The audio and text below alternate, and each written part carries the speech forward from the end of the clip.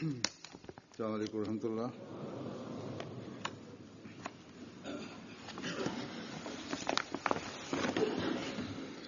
अशहदु अल्ला इलाहा इल्लल्लाह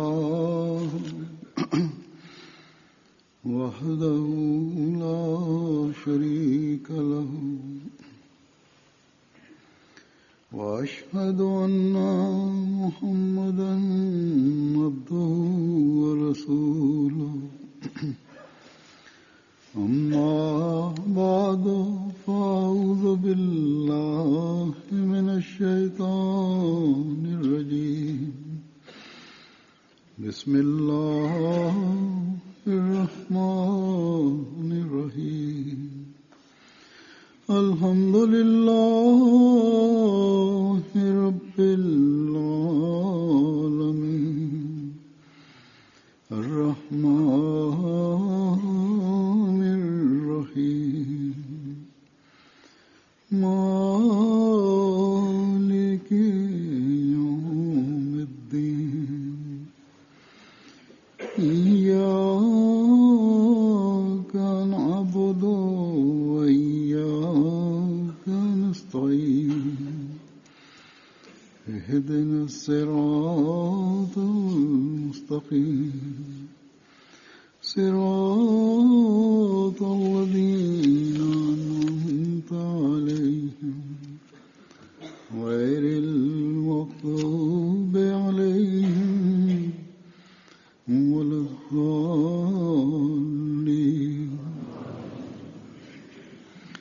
शहरु रमज़ानल्लज़ी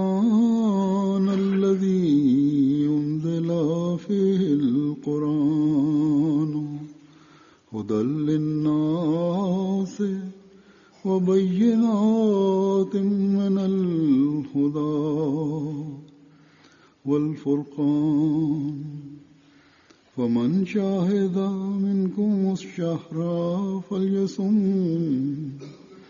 वमन कान मरीज़न अला सफ़रिन फ़इद्दतुम मिन अय्यामिन उख़र युरीदुल्लाहु बिकुमुल युस्रा वला युरीदु बिकुमुल उसरा वलितुकमिलुल इद्दता वलितुकब्बिरुल्लाहा अला मा हदाकुम वलअल्लकुम तशकुरून।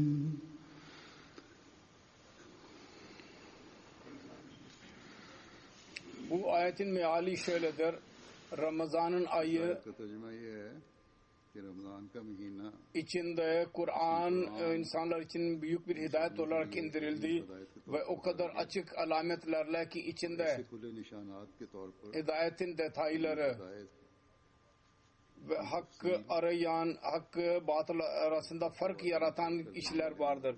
Aranızdan her kim bu ayı görürse oruç tutsun ve her kim hasta ise yahut yolcu ise o zaman başka günlerde sayısını tamamlasın. Allah-u Teala sizin için kolaylığı ister, sizin için zorluk yaratmak istemez ve ister ki siz kolaylıkla sayıyı tamamlayabilirsiniz ve bu hidayet yüzünden dolayı Allah-u Teala'yı size verdiği nimeti şükür edesiniz ve ondan bahsedesiniz. Kur'an-ı Kerim'in önemi, onun mertebesi, ona göre amel etmek, nasıl amel edeceğiz, kimler için bu hayat yaratmanın vasıtası olur, insanın hayatı üzerine bunun ne etkileri vardır. Kısacası birçok şey vardır ki onun detaylarını Allah-u Teala bize Kur'an-ı Kerim'de beyan etmiştir. Onun için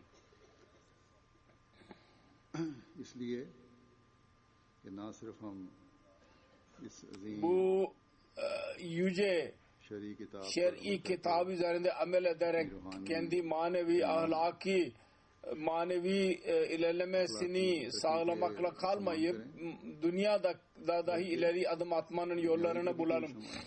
ve demin okuduğum ayette और इस आयत में Ramazan ile birlikte bunu birleştirerek Ramzan के महीने के साथ जोड़कर Kur'an-ı Kerim'in bereketlerinin Ramazan ile करीम की बरकत alakası kurulmuştur. Ve Ramazan'ın alakasını और Kur'an-ı Kerim ile birlikte Quran के birleştirerek Ramazan'ın साथ करके önemi daha da belli edilmiştir. आयत उजागर की गई। Şahr-ı Ramazan allazi unzila fihil Kur'an शहर रमजान الذي diyerek anlattı أنزل ki فيه القرآن bu son şer'i ve kamil kitabın alakası Ramazan ile alakası vardır. किताब का ताल्लुक Her kim isterse kendi imanında ilerlesin. Her kim isterse ki bu son ve tam kitap ve कि इस şeriatı मुकम्मल किताब और शरीयत dünyaya yaysın ve dünya onu öğrensin, bilsin. दुनिया में फैलाए Her और kim दुनिया isterse जाने। ki kendisini जो शख्स Hz. चाहता है Resulullah sallallahu aleyhi ve sellem'in çağına götürmeye çalışsın. Her kim isterse ki Allah-u Teala'ya yaklaşmaya çalışsın. कि अल्लाह Fa ताला inni karibun sesini duysun. और फ़इन्नी करीब O zaman आवाज़ सुने Ramazan ve Kur'an'ın hakkını versin. Onların kendi aralarındaki alakalarını bilsin. उसके ताल्लुक को जाने। Bu ayda bu fasılalar महीने में genel günlerde bunlar uzak görülür. आम दिनों और महीनों में Bunlar बहुत दूर लगते हैं। küçültürler ve yakınlaştırırlar. Onun için bu mümin bu aydan एक मोमिन ne kadar feyiz bulabilirse महीने से feyiz bulmaya çalışmalıdır. पाने की कोशिश करनी चाहिए। Müfessirler yazmıştır. मुफस्सिरीन ने Ramazan'ın oruçlarının bu ayet hakkında o kadar önemi vardır. के बारे में Ya bu ayetin bu kısmı hakkında o kadar önemi vardır ki bunun hakkında Kur'an-ı Kerim'de özellikle buyruklar indirilmiştir. Hz. Mesih Maud Aleyhisselatü Vesselam dahi buyurdu ki Şahr-ı Ramazan allazi unzila fihil Kur'an कि शहर Ramzan bir tek bu cümledir Abdullah feel ki Quran bundan Ramazan'ın yüceliği anlaşılır. जिससे रमजान की अजमत मालूम होती है। Sonra şunu dahi dedi ki bundan dolayı orucun ecri dahi çok büyük ve çok yücedir. रोजे का अजर भी बहुत Ancak बड़ा और अजीम है। लेकिन उनके लिए bu oruç ve Ramazan'ın hakkını verenler içindir ve onun hakkı budur ki oruçlarla birlikte और इसका हक ये है Kur'an-ı Kerim'i okusunlar, साथ onu düşünsünler, onun tefsirini okusunlar. इसकी तफसीर सुने या पढ़ें। Çünkü benim bildiğim kadarıyla ben muhasebe yaptım. जहाँ तक मेरा इल्म है, Aramızdan birçok insanlar vardı, çok sayıda हम में से भी बहुत से ऐसे हैं ki Ramazan'da dahi Kur'an-ı Kerim'in जो hakkını vermeye çalışmadılar. Tam olarak okumadılar. हक अदा करने की कोशिश नहीं करते। Dikkatle okumaları lazım ise dikkatle okumadılar. Okurlarsa da az bir şey okurlar. Yüzeysel olarak. Kısacası buna çok dikkat etmemiz lazım. Sonra Şahr-ı Ramazan-ı Lazi unzila fil Kur'an'ın bir anlamı budur. Bu ayda Quran के ये मानी Kur'an-ı Kerim inmeye başladı. Ve Hz. Ayşe radıyallahu anha'dan bu rivayettir. और हज़रत आयशा रज़ी Cibril her sene सिर्फ यही रिवायत है। Ramazan'da Hz. Resulullah sallallahu aleyhi ve sellem ile birlikte हाँ, daha önce inmiş olan Kur'an-ı Kerim'i tekrar okurdu. Quran का Ve kendi ölümü senesinde 2 defa okutuldu. साल के साल Kur'an-ı Kerim 2 defa tekrar edildi. 2 दफा दोहराया। Kısacası Hz. Resulullah sallallahu aleyhi ve sellem'in örneği हजरत सल्लल्लाहु अलैहि ve वसल्लम Yüce Allah'ın menşei ile अल्लाह ताला के खास मंशा से kendi yolu bizim şuna dikkatimiz çekiyor ki biz Kur'an-ı Kerim'i en az bir defa Quran करीम Ramazan'da okumaya çalışalım. एक बार तो जरूर Ve söylediğim gibi कोशिश करें bunun üzerinde düşünelim. और जैसा कि O zaman ancak biz गौर भी करें। Yüce Allah'ın bu buyruğuna amel edenler olacağız.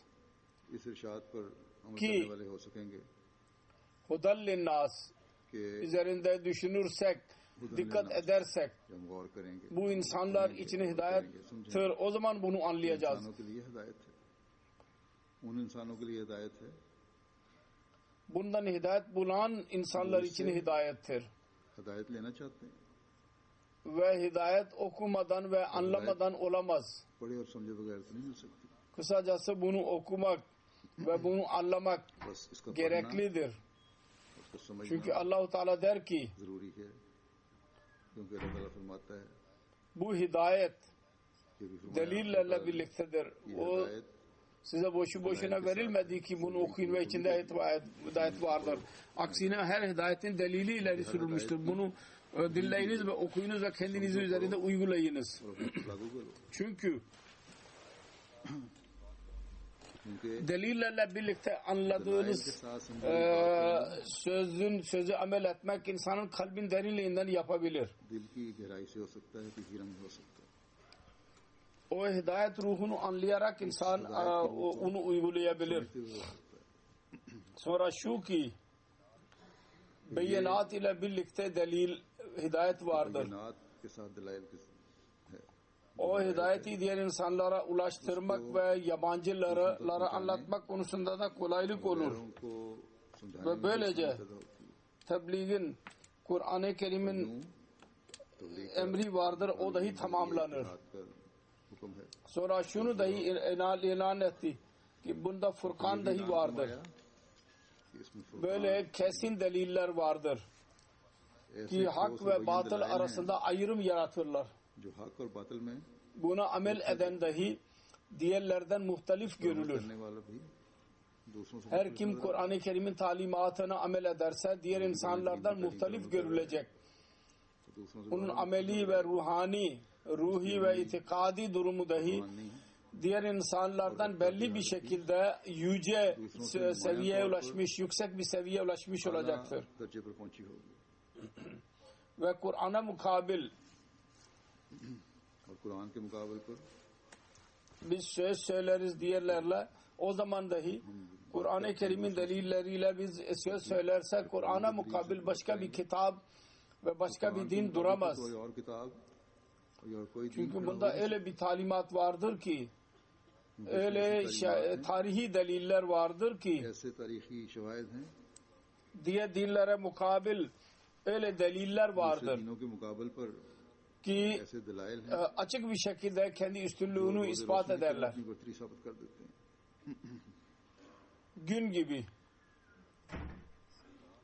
Bu kitabın başlangıcından sonuna इस kadar किताब के Yüce Allah tarafından oluşu ve şimdiye kadar asıl durumda korunmasını Allah-u Teala Kur'an-ı Kerim'de beyan eder ve ilan eder.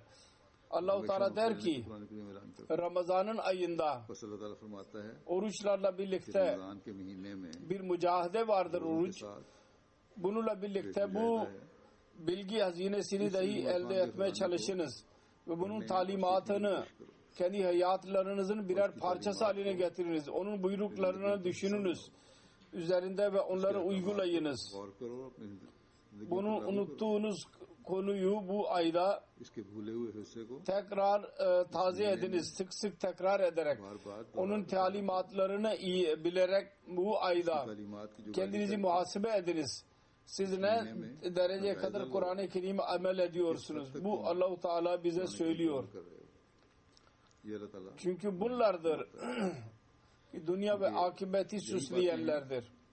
जो दुनिया व आखिरत संवारने वाली बनती है। Hz. Mesih Maud Aleyhisselatü Vesselam Hudel linnâse ve beyyinâti minel hudâ vel furkan नास से konusunda der ki नाते मिनल हुदा वल फुरकान yani के बारे में फरमाते हैं। Kur'an-ı Kerim'de 3 sıfat vardır. Birincisi şu Quran ki में 3 सिफतें din bilgileri insanların bilmediği din bilgilerine yol gösterir. नहीं रहे थे, İkincisi उनकी तरफ हिदायत फरमाता है। दूसरे eskiden beri bazı bilgilerde bazı icmal vardı. Yani kısa idiler. Onların detaylarını anlatır. Üçüncüsü तीसरे जिन अमूर में bazı konularda ihtilaf ve kavga vardı. Onlar hakkında karar vererek hak ile batıl arasında ayrım yapar. हक और बातिल में फर्क जाहिर करता Kısacası bu o kadar cami bir kitaptır. है। बस ये एक ऐसी Mükemmel bir kitaptır ki onun bir benzeri yoktur. İçinde जिसका कोई सानी her şey mükemmel olarak beyan edilmiştir. Bütün eski dinlerin hataları ortak olmuştur. Eski kitapların eksiklikleri giderilmiştir. पुरानी किताबों की कमियां पूरी Yüce Allah'ın bize şu dahi minneti vardır अल्लाह ताला का ki o bizi şöyle bir zamanda yarattı. Bu zamanda ve Mesih Muhammed Aleyhisselatü Vesselam'a inanma gücü dahi bize nasip oldu. को मानने की तौफीक भी अता फरमाई। Ve bunu görerek kendisi vasıtasıyla Kur'an-ı Kerim'in önemini ve marifetini öğrenmenin Quran करीम malzemeleri dahi elimize geçti. सामान भी मुहैया फरमाए। Kur'an-ı Kerim'in bilgilerinin hazineleri Mesih Muhammed Aleyhisselatü Vesselam önümüze koymuştur. Onun gerçek idrakı kendi kitaplarını okumakla olur ve olabilir de. आपकी कुतुब पढ़ने से होता है। Kısacası şu anda ben Kur'an-ı Kerim hakkında बहरहाल Mesih Muhammed Aleyhisselatü Vesselam'ın bazı yazılarını okuyacağım. Ondan Kur'an-ı Kerim'in makamı anlaşılır ve bizim sorumluluğumuz nedir? और हमारी Buna dikkatimiz çekilir. बारे में अदा करने वाली Ki biz bu konuları göz önünde bulundurarak Kur'an-ı Kerim'i okutmak ve ona amel edelim, dikkat edelim. Kur'an-ı Kerim'in okuduğu ayetin ki ben biraz açıkladım. Şimdi ben Mesih Muhammed Aleyhisselatü Vesselam'ın bazı yazılarını sizin önünüze koymak istiyorum. Mesih Muhammed Aleyhisselatü Vesselam şöyle buyurmuştur. Hatemun Nebiyyin kelimesi Hazreti Resulullah hakkında kullanılmıştır. O bizzat ister ki bir taba bu kelimede bu konmuştur ki Resulullah sallallahu aleyhi ve selleme indirilen kitap dahi Hatemül Kütüb'tür. O ve bütün kemalatlar içinde vardır. Ve gerçekten kemalatlar bu kitapta vardır. Çünkü Kelam-ı İlahi'nin nüzulünün genel usulü budur ki ne kadar kuvveti kudsi ve kemal-i batini, iç kemalatları o insanda olursa aynı kuvvet aynı kelamda olur. Hz. Resulullah sallallahu aleyhi ve sellem'in kuvveti kudsi ve kemali iç kemalı en yüceydi. Ondan daha üstün bir insan ne o mertebe sahip oldu ne de olacak. Onun için Kur'an-ı Kerim'de bütün eski kitaplardan ve sayfelerden bu yüce mertebe üzerindedir. Ki başka hiçbir kelam ona ulaşmamıştır. Çünkü Hz. Resulullah sallallahu aleyhi ve sellem'in gücü ve kuvveti kudsisi hepsinden daha üstündür. Ve bütün kemalat yerlerini Resulullah sallallahu aleyhi ve sellem üzerinde bitmişti. Ve en son noktaya ulaşmıştı Mesih Resulullah. O makamda Kur'an-ı Kerim kendisine indi. Kemale ulaşmıştır. Ve nebüvvetin kemalatları nasıl kendisine sona erdiyse aynı şekilde kemalın icadları dahi Kur'an-ı Kerim'de tamamlanmıştır. Kendisi Hatemun Nebiyyin olduğu ve Resulullah sallallahu aleyhi ve sellem'in kitabı Hatemül Kütüb oldu. Ne kadar mertebe ve Kur'an-ı Kerim'in mucizeleri olabilirse bütün onlar tarafından kendisi kitabı en yüce mertebededir. Fasahat ve belagat konuların sırası, talimat, talimatın kemalatları ve o meyveleri, talimatın meyveleri her yönden, hangi yönden bakarsak her yönden Kur'an-ı Kerim'in kemalı göreceksiniz. Ve ancak budur ki sebep Kur'an-ı Kerim belli bir şeyin benzerini istememiştir. Genel olarak benzeri istemiştir. Hangi yönden isterseniz mukabele edin. İster fasahat ve belagat bakımından, ister manalar bakımından, ister talimat bakımından, ister gaybi haberler bakımından ve Kur'an-ı Kerim'de var olan gayb bakımından, kısacası hangi yönden bakarsanız bu bir mucizedir. Sonra Kur'an-ı Kerim'in önemini beyan ederek Mesih Muhammed Aleyhisselam der ki, dikkatimizi çeker, der ki eğer bizim elimizde Kur'an olmasaydı ve hadislerin iman için olurdu, o zaman biz insanlara yüzümüzü gösteremezdik hayadan dolayı. yalnız hadislere güvenecekseniz. Ben Kur'an-ı Kerim'in kelimesi üzerinde düşündüm. O zaman anladım ki bu mübarek kelimede bir gaybi haber vardır kuvvetli. O da şudur ki bu Kur'an yani okunacak olan kitaptır. Bir zamanda daha da okunmaya değer olacak. O zaman diğer kitaplar dahi bununla birlikte olacaktır. O zaman İslamiyet'in saygısını korumak için ve yalanı yok etmek için bir tek bu kitap okunmaya değer olacaktır.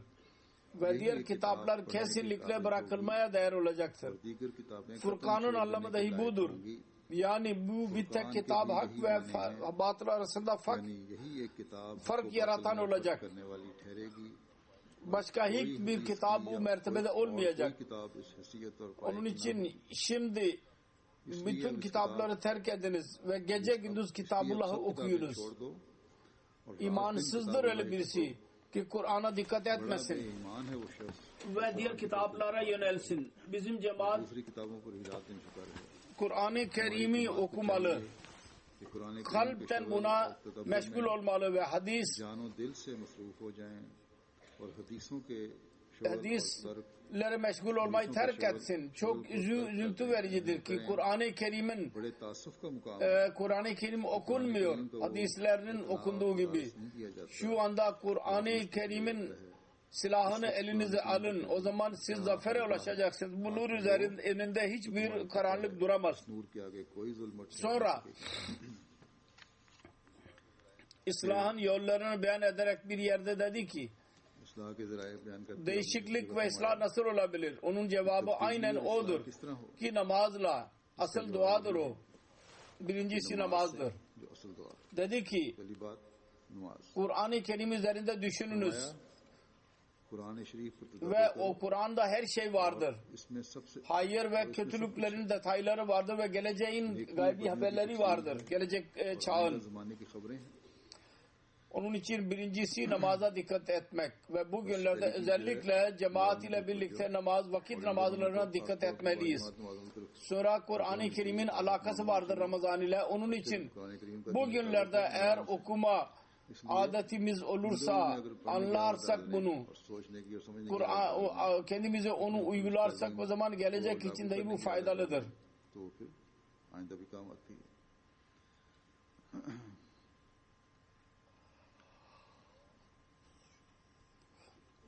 Dedi ki hayırların ve kötülüklerin detayları vardır ve gaybi haberler vardır. Bu öyle bir din ileri sürer ki üzerine itiraz olamaz. Çünkü onun bereketleri ve semereleri taptazedir. İncil'de din olarak tam olarak ileri sürülmemiştir. Onun talimatları o günün zamanına uygun olabilir. Fakat ebedi olarak her zamana uygulanamaz. Bu yalnız Kur'an-ı Kerim'e de her hastalığın ilacını koymuştur, tedavisini ve bütün kuvvetleri terbiye etmiştir ve bir pislik gösterdiyse onu uzaklaştırmanın yolunu da göstermiştir. Onun için Kur'an-ı Kerim'i okuyunuz ve dua ediniz ve kendi tatbikatınızı buna göre yapınız. 3. Halife Rahimahullah beyan ediyordu ki bir defa Pakistan'ın bir bakanı Çin'e gitti Mao Zedong zamanında. O sordu Mao Bey'e, siz inkılap yarattınız, onun sebebi nedir?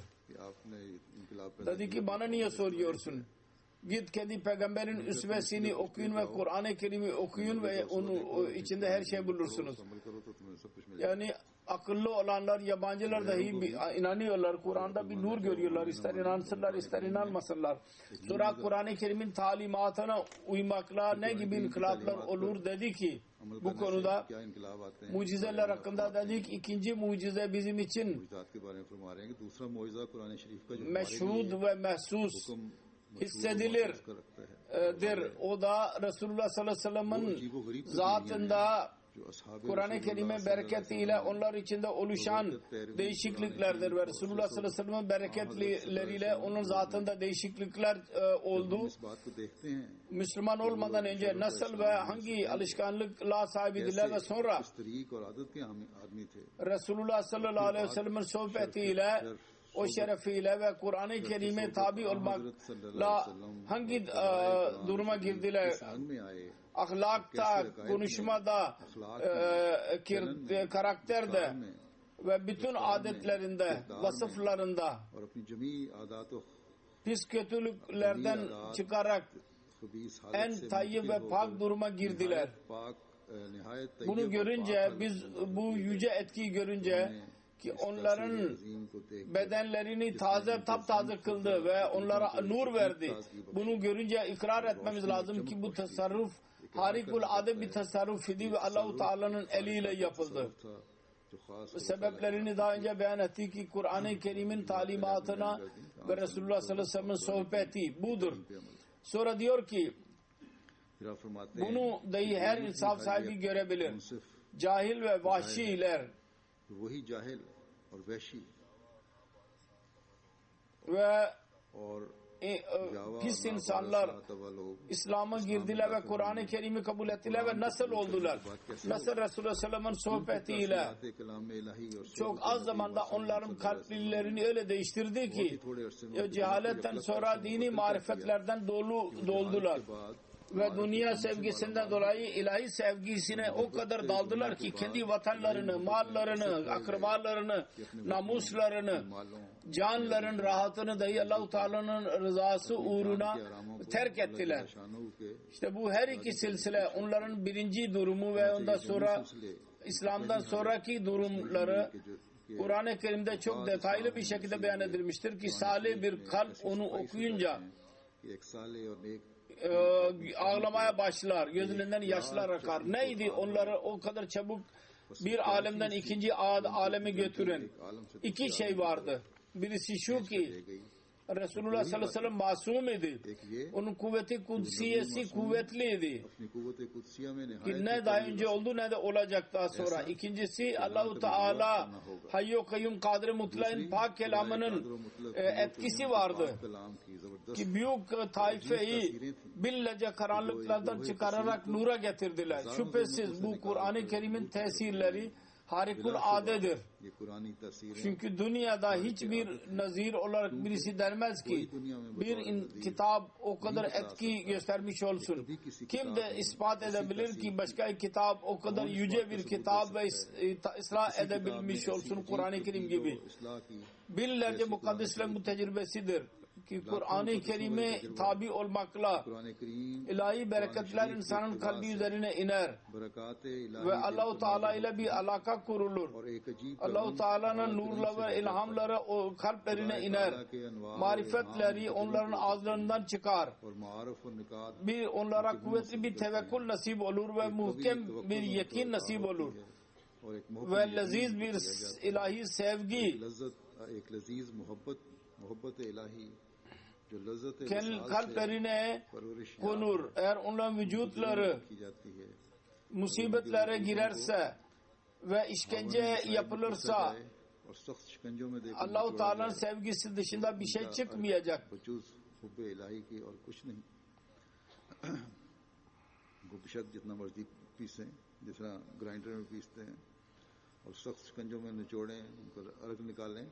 Bir insandan öyle bir sıkıntı içinde olan birisinden bir şey çıkarsa son neticesi ne olacak? Allah sevgisinin arkı çıkacak, suyu çıkacak, başka bir şey çıkmayacak. Allah-u Teala onları bilmez ve onlar dünyadan uzaktırlar.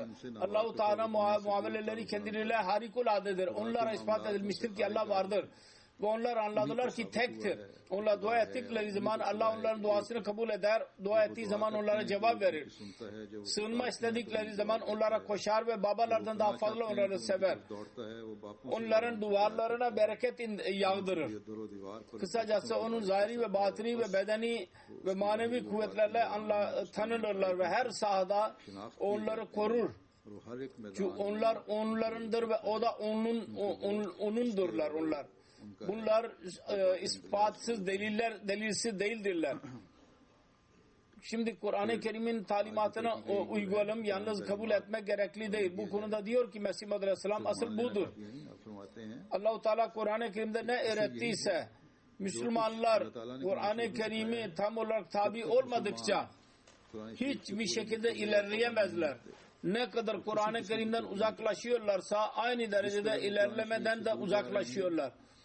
Kur'an-ı Kerim'in amel ilerlemenin sebebidir. Sonra nasihat ederek dedi ki cemaatine, ben okudum da şimdi yazı, siz uyanın ve Allah-u Teala'nın talimatına ve Kur'an-ı Kerim'in talimatına zerre kadar uzak gitmeyin. Ben doğrusunu size söylüyorum. Her kim Kur'an-ı Kerim'in 700 emrinden bir tek buyruğu yok sayarsa necat kapısını kendi eliyle kendisi üzerine kapatır. Gerçek kemalın, necatın kapılarını Kur'an açtı. Diğerlerin hepsi onun zilliydiler. Gölgesi. Kur'an-ı Kerim'i düşünerek okuyunuz ve onu çok seviniz. O kadar sevgi ki başka birisini sevmemiş olasınız. Çünkü Allah-u Teala bana muhatap olarak dedi ki el-khayru kulluhu fil Kur'an. Bütün hayır Kur'an'da vardır. Bu doğrudur. Başka bir şey bundan daha üstün tutanlara yazıklar olsun. Sizin bütün felah ve necatın kaynağı Kur'an'dır. Sizin bir dini gereksinmesi yoktur ki Kur'an'da bulunmasın. Sizin imanınızın musaddiği yahut yalanlayıcısı kıyamet gününde Kur'an'dır. Bu beyan edilmiştir. Tasdik edecek yahut da yalanlayacak. Kur'an altında, Kur'an dışında gök altında bir kitap yoktur ki Kur'an olmadan size hidayet verebilsin. Gök altında öyle bir kitap yoktur.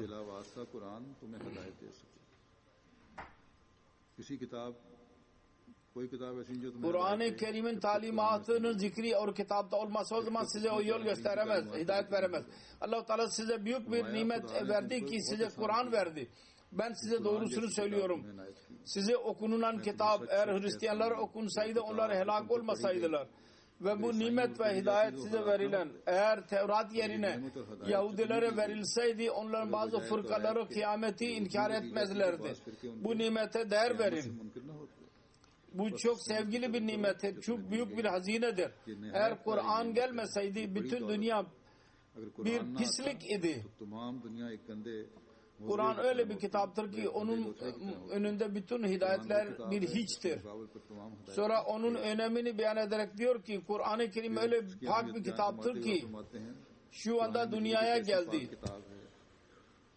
O zaman çok büyük fesatlar vardı ve itikadi ve ameli hatalar vardı.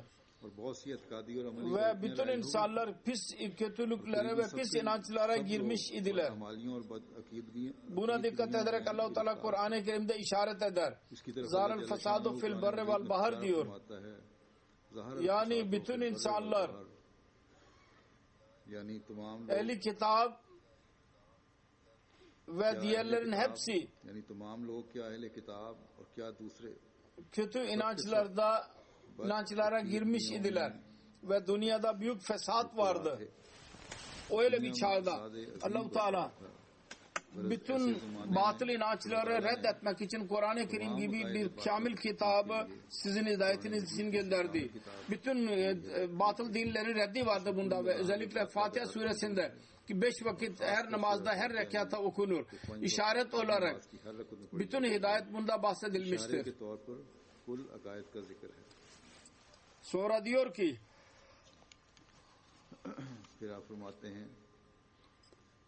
Kur'an'da kadir-i mutlak Allah bütün dünyaya mukabil bütün muhaliflere mukabil bütün düşmanlara mukabil bütün munkirlere mukabil bütün zenginlere mukabil bütün güçlülere mukabil bütün krallara mukabil bütün hekimlere mukabil bütün filasiflere karşı bütün dinlerine karşı bir aciz, zayıf, güçsüz, bir ummi, bilgisiz bir insan, terbiye görmemiş olan bir insana Allah-u Teala ona başarı sözlerini verdi. Birisi şüphe edebilir mi? Ki bütün sözler kendi yerinde tamamlandı ve tamamlanıyor. Bir insanın işi midir bu? Hiçbirisi onu ispat edemez. Şimdi dedi ki tilavetin edebleri konusunda diyor ki Mesih Aleyhisselam birisi soru sordu Kur'an-ı Kerim nasıl okunsun? Dedi ki Kur'an-ı Kerim dikkatle düşünerek okumamız lazım onu. Hadis-i şerifte vardır. और से पढ़ना चाहिए। Rubba kâri'in yel'anuhul Kur'an.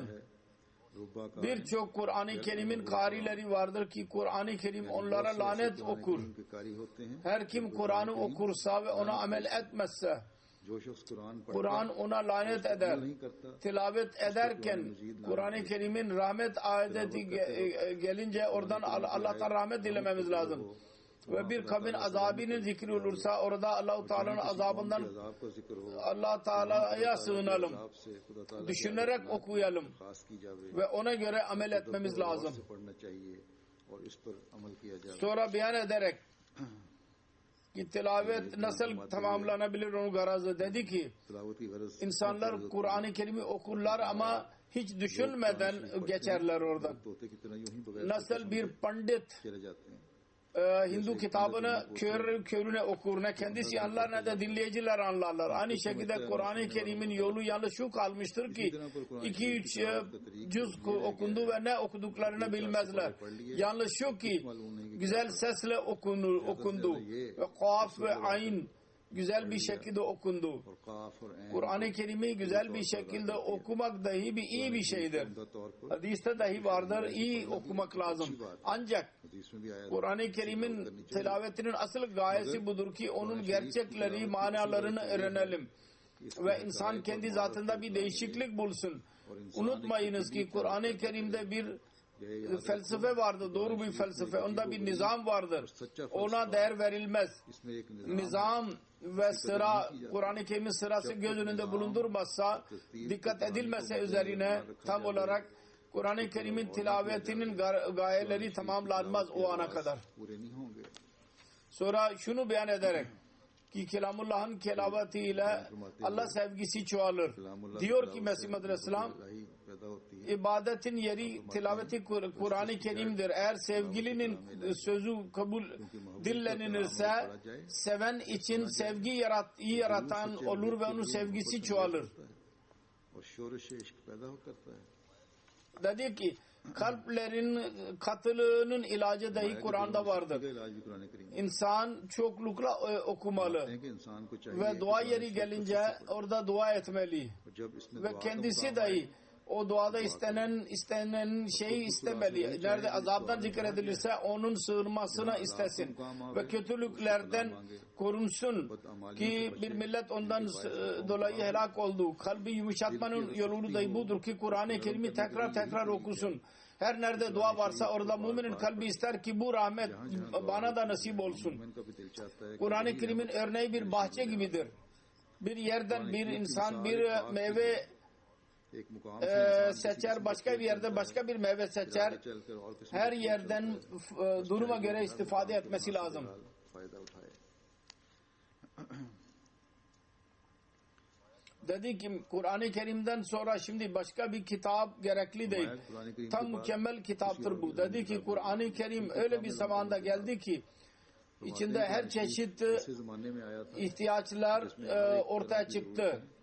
Yani ahlaki ve umuri ve kavli ve fiili hepsi bozuldu. Her çeşit ifrat ve tafrit, her çeşit fesat sona ulaştı. Onun için Kur'an-ı Kerim'in talimatı dahi son olarak indi. Onun için bu manada şeriat-ı Furkani इन्हीं मानों से शरीयत mükemmel olduğu tam sayıldı ve eski kitaplar nakis kaldı. Çünkü eski zamanlarda o fesatlar क्योंकि पहले जमानों में ki ıslahı için ilhami kitaplar geldiler. Onlar dahi son derece ulaşmamıştı. O mefasid दर्जा पर नहीं पहुंचे। ki onların ıslahı için ilhami kitaplar geldi. Onlar dahi son derece ulaşmamıştı. Ve Kur'an-ı Kerim zamanında onların hepsi sona ermişti.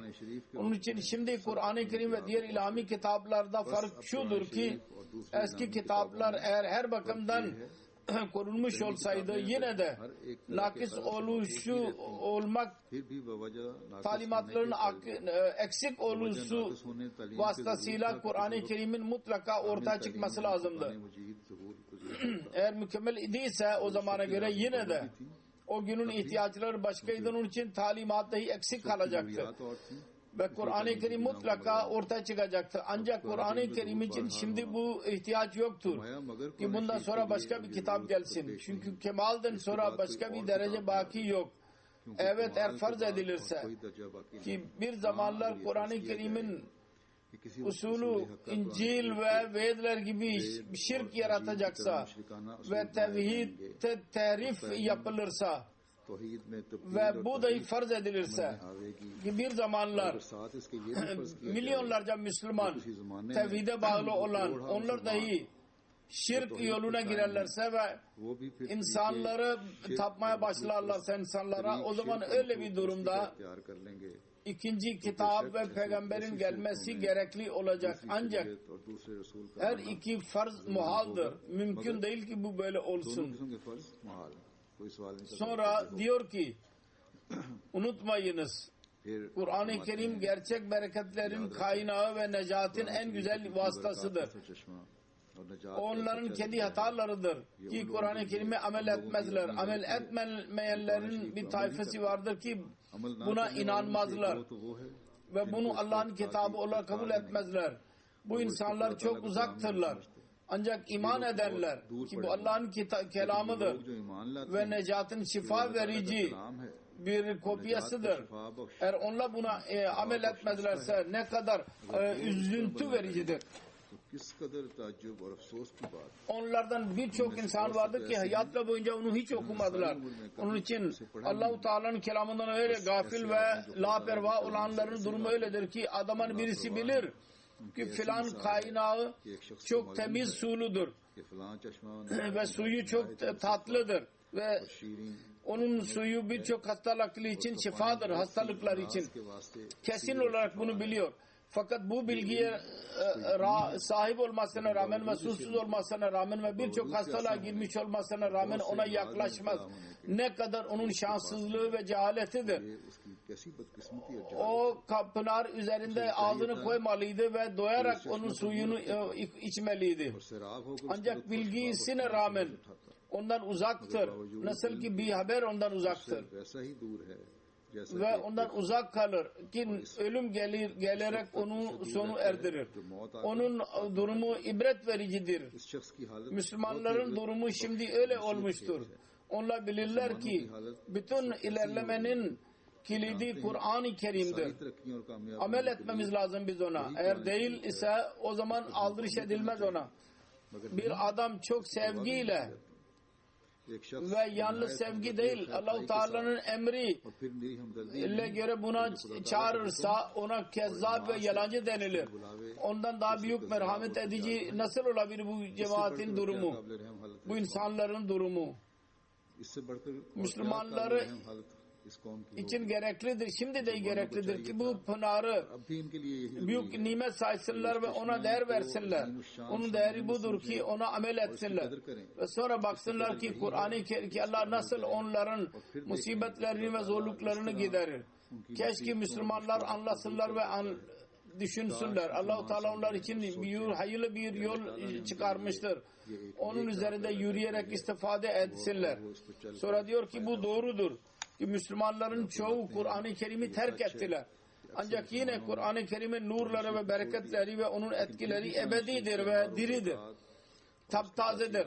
Ben şimdi onu ispat etmek için gönderildim ve Allah-u Teala daima kendi kullarını göndermiştir bunu yardım etmek için. Çünkü o söz verdiydi. İnna nahnu nazzalna zikra ve inna lehu lahafizun. Şüphesiz biz bu zikri yani Kur'an-ı Kerim'i indirdik ve biz onun koruyucusu olacağız. Kur'an-ı Kerim'in korumanın sözünü Allah-u Teala vermiştir. O Tevrat ya başka bir kitap için değil. Onun için o kitaplarda insanın kurnazlıkları araya girdi. Kur'an-ı Kerim'in korumanın bu en güzel yoludur ki onun etkilerinin daima taptaze delili ileri sürülür. Yahudiler Tevrat'tan uzaklaştılar tamamen. Onun için onlarda asla bir etki kalmadı. Ve o da onların ölümüne delalet eder. Sonra büyük bir sancı ile bir nasihat etti. Dedi ki sizin için güzel bir talimat budur ki Kur'an-ı Kerim'i mahcur gibi bırakmayın. hayatınız bundadır. Her kim Kur'an'a saygı gösterirse onlar gökyüzünde onur bulacaklar. Her hadis ve her sözden Kur'an'ı üstün tutanlar gökyüzünde üstün tutulacaklar. İnsanlar için şimdi yeryüzünde bir kitap yoktur ancak Kur'an vardır. Ve bütün Adam oğulları için bir Resul ve Şefi yoktur. Ancak Muhammed Mustafa sallallahu aleyhi ve sellem'dir. Bu birkaç yazı ben okudum. Kur'an-ı Kerim'in önemi ve ona talimatına amel etmek ve onu okumak için ben dikkatimizi çekmek için ben bunları okudum ki aramızdan her biri buna dikkat edelim ve bu Ramazan'da biz bu önemli hazineden feyiz bulanlar olalım. Başlangıçta söylediğim gibi onu okuyalım ve düşünelim ve unuttuklarımızı tekrar tazeleyelim. Bazı ayetleri okudular ve sonra unuturlar. Onları tekrar ezberlesinler. Bazı buyruklar unutuldu. Onları amel etmeye çalışın. Allah-u Teala hepimize onun gücünü nasip etsin. Şimdi namazdan sonra ben 2 cenaze kıldıracağım. Birisi hazır cenaze vardır. Kelim Mehmet Vesim Bey MTA'de çalışıyordu. 6 Temmuz günü kalp kriziyle 54 yaşında vefat etti. İnna lillahi ve inna ileyhi raciun. Merhum Hazret Hacı Muhammed Derviş Kadiyan'ın torunuydu. Seyyid Sadık Ali Saharanpur'un torunu Mübarek Saki burada muballig idi. Vekil-i Tabşir olarak da görev yaptı. Onun damadı idi. Kelim Bey çocukluğundan beri cemaat işlerinde faal idi. Karachi'de kaldı. Orada amila üyesiydi. Naib Sadr olarak dahi görev yaptı. 1989 senesinde İngiltere'ye geldi. Burada Kaid Meclis Londra oldu. Mal şubesinde, hizmetçinde, celsa salonunda görevlerde bulunduğu hizmetlerde. 93 senesinde MTA başladı. O zamandan beri ilk çalışanlardan birisiydi MTA'de. Teknikal işlerde maintenance ve diğer şubelerde de çalıştı. Ve son nefese kadar MTA için hizmetlerde bulundu. Orada translation tercüme şubesinin müdürüydü. MTA'nın newscaster haberler okuyan idi. Hilafeti çok seviyordu. Doğru bir şekilde işini yapardı. Kendi işleriyle çok severdi. Onlara sevgi gösterirdi, saygı gösterirdi. Onun yaşlı annesi yaşıyordur. Karısı Sayra Vasim ve bir kız ve 2 oğul bırakmıştır. Annesi diyor ki, anne babasına hürmet gösteren, hizmet eden, kız kardeşlerine, erkek kardeşlerine sevgi gösteren birisiydi. Karısı diyor ki, benim kocamı gördüm, hizmet hissi vardı. Allah-u Teala'nın dinini yapmak için daima hazır olurdu ve hilafet tarafından bir iş verilirse onu coşkuyla ve sevgiyle yapardı. Allah-u Teala'nın meşiyetine inanırdı. İnsanlara dahi teselli verirdi. Allah-u Teala tevekkül eyle, şunu yap ve bunu yap. Misafirperverlik onun bir vasfıydı, belli bir vasfı. Ve evler, misafirler eve gelirdi, onlara hizmet ederdi. Kendileri ise dahi onları çağırırdı evine. Sonra kız kardeşi dahi yazdı. Yapmacılık yoktu asla. Bir güzelliği budur ki Mesih Muhammed Aleyhisselatü Vesselam'ın kitaplarını ben okuduğunu gördüm.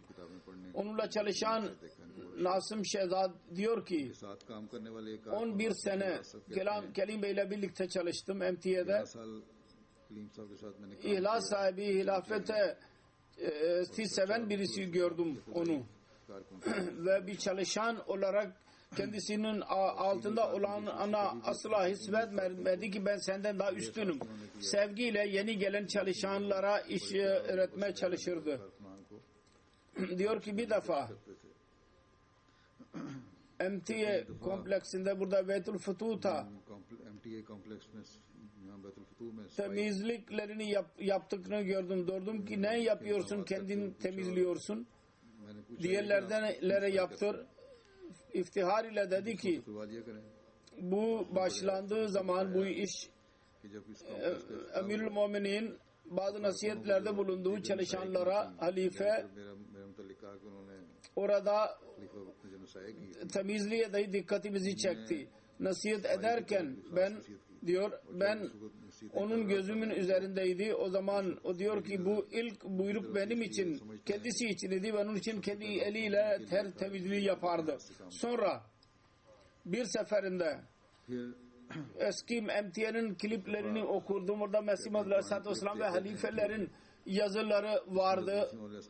वहाँ के इक़्तिबासात स्लाइड में रखे Şu anlaşılıyordu ki MTA और जिनसे ये इजहार था कि MTA öyle bir iştir ki Mesih Muhammed Aleyhisselatü Vesselam'ın işini ilerletmek için büyük bir rol oynamaktadır. बढ़ाने के लिए Bunu gösterirken अता कर रहा है ağlamaya başladı. Kelim dahi ne kadar şanslıdır. Allah Teala ona dahi iş yapmayı nasip etmiştir MTA'de. Sonra फिर hakkı vardı izin almaya. Tal Mucib Raşid Bey राजदी ona dedi ki iş çoktur. Rashid साहब ने Şimdi izin alma. तो आप अभी लोग Hemen geri aldı फौरी तौर पर izin ve Tal Mucib Bey dahi bana yazdı. Çok huzurlu bir şekilde isteğini geri çekti. İzin almak istiyordu ama benim söylemem üzerine गिरने की कोई गुस्सा o yazıyı geri aldı. Sonra İmam Bey yazıyor. Maşallah çok sevgi ve ihlas ile hizmet nasip oldu kendisine. Cemaat işlerini daima kendi işlerinden daha üstün tuttu. Kendi işinin uzmanı idi. Ve kalp isteğiyle yapardı bütün işleri. कोई दिली रग़बत से करते थे Halit Bey dahi yazdı.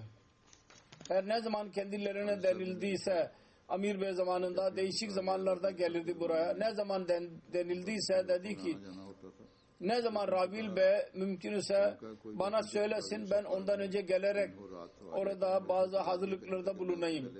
Her zaman hizmet için hazır bulunurdu. तो हर वक्त खिदमत के लिए Ben dahi gördüm. Çocuklarla birlikte mülakat için ne zaman geldiyse çocukları önde otururdu ve kendisi arkada otururdu. Belki şu sebepten dolayı ki çocuklar benimle konuşsunlar. शायद इसलिए कि Ve hilafet ile olan o çocuklarda da aynı alaka kursun hilafet ile. Dua ediyorum Allah-u Teala onun arzusunu tamamlasın ve onun çocuklarını dahi hilafet ile bağlı kalsınlar. और इनको बच्चों का Ve her iki anne baba çocukları maşallah güzel bir şekilde terbiye ettiler. Allah-u Teala बच्चों की माशाल्लाह daima onların çocuklarını cemaatin güzel parçası haline getirsin. Faydalı verici bir parça olsunlar. Onları korusun, karısına dahi sabır versin, annesine dahi sabır versin Allah. इनकी वालदा को भी सब्र दे İkinci cenaze El-Hac Asım Zeki Beşiruddin Amerika'dandır. Gayb cenazesi olacak. Birincisi cenaze hazırdır. जनाजा गायब होगा 22 Haziran 2014 senesinde vefat etti. İnna lillahi ve inna ileyhi raciun. Birkaç seneden beri kanser idi. Hiç yüzünde bir üzüntü göstermedi. कभी अपने चेहरे पर Himmet ile किस्म का मलाल जाहिर hastalığa karşı koydu. Bir Hristiyanlık ailesinde doğdu. ईसाई घराने में 1929 senesinde çocukluğundan beri dini severdi ve gençliğinde बचपन से ही मजहब से लगाव mutala ederdi ve Ahmediye cemaatine girdi. को जाती शौक 19-20 yaşında. का तारुफ हुआ और फिर Allah-u Teala'nın varlığına kamil olarak inanırdı.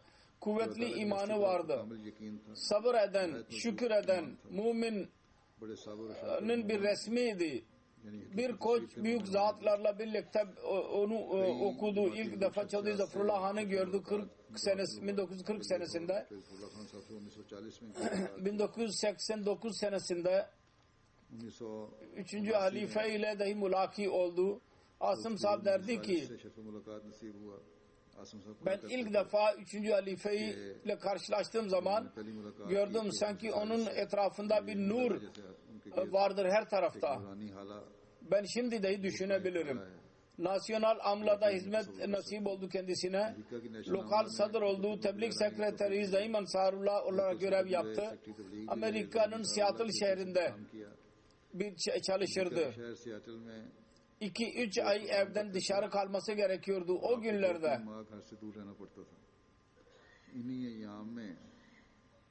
İşi geliri çoktu. Celsa geldi. Ve celsaya katılmak için kendi işini bırakarak geldi ve işinden ayrıldı. İzin alamayınca işinden ayrıldı. Daima cemaat işlerine katılırdı. Bir sefer programa katılmak için diyordu bir yerde ve hızlı bir şekilde araba sürüyordu. Polis mani oldu. Şapkası vardı başında. Sordu, yani camiden mi geliyorsun? Müslümanların şapkası vardı. Dedi ki evet. Polis iyi bir insandı. Dedi ki o zaman tamam.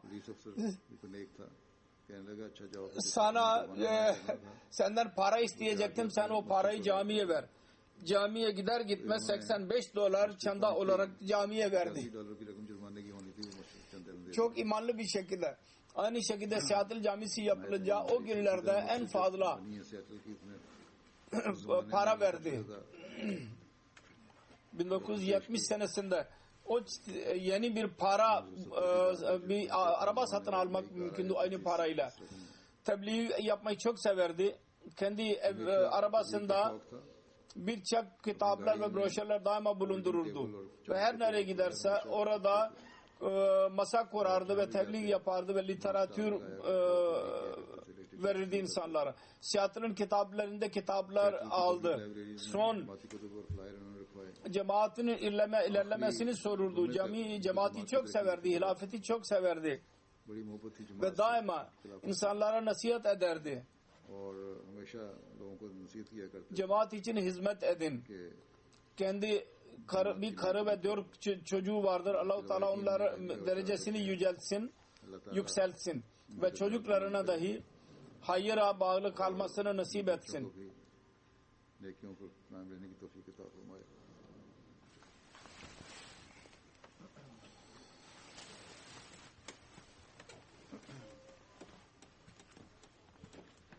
Elhamdülillah nahmaduhu ve nesta'inuhu ve nestağfiruhu ve nu'minu bihi ve netevekkalu aleyh ve na'udzu billahi min şururi enfusina ve min seyyiati a'malina. من يهده الله فلا مضل له ومن يضلل فلا هادي له ونشهد أن لا إله إلا الله ونشهد أن محمدا عبده ورسوله عباد الله رحمكم الله إن الله يأمر بالعدل والإحسان وإيتاء ذي القربى وينهى عن الفحشاء والمنكر والبغي يعظكم لعلكم تذكرون اذكروا الله يذكركم وادعوه يستجب لكم ولذكر الله أكبر.